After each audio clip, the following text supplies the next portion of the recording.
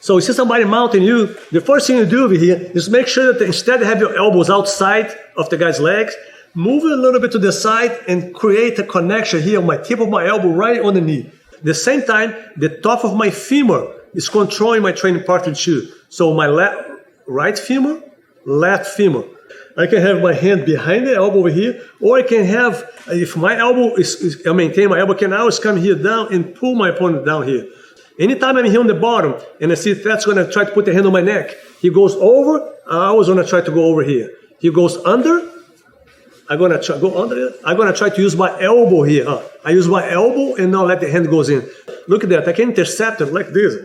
I can just block it. You won't see this, but let's move a little bit just for everybody to see what you're doing here. Look at that. I'm just intercepting the hand, intercept the hand anywhere I can. That's the only thing I'm doing. I'm not grabbing. I'm just intercepting. But keep in mind that if this arm here is a stretch, and I see this arm pretty much stretch, I can always come over here and go underneath of the elbow and make a little cup. And if I have this little cup here, I can hold that hands there. When you try to hold your hand, get out your hand over there, the arms get stuck over here. From here, I can both hands over there. I can push. I go to the side over there. When he goes, cannot move no way, I move my hips. I move my hips. I slide my inside over here. Push a little bit.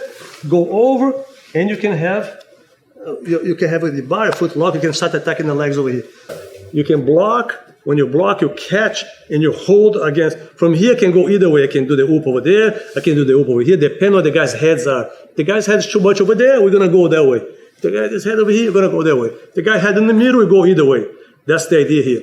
My leg, I go to the outside, so I open up a little bit my leg. Now I have control of my training partner. Look at that. From here, from there, look. I can have my right control over here, my left control over there. Instead, just think about bridge.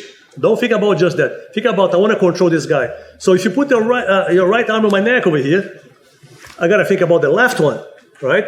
So anytime I feel, if I just go like this, if I give a little energy on my left side, I know that to take a hand off the ground with that. You don't want it, right? Look at that.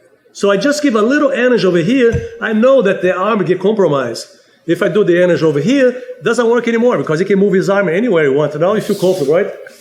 So the key for myself now, I see that got this arm free, so I was going to give a little energy over there. I'm going to put a little tiny weight on him. If I decide to go ahead and attack my neck now, I can very easily maintain my arch. So I give a little arch for make sure his hands are always busy. So like this, look at that. You got your hands always connected to the ground. Now I can come here, I can trap, but look how I'm all the time busy. I'm all the time arch. That way I know your hands on the ground all the time, instead your hands to be on my neck. My left side of my hips, not on my right side, because of my right side, you can still have this arm free. You can still do anything you want. If I go right there, now you gotta use your arm. Here's a look at that.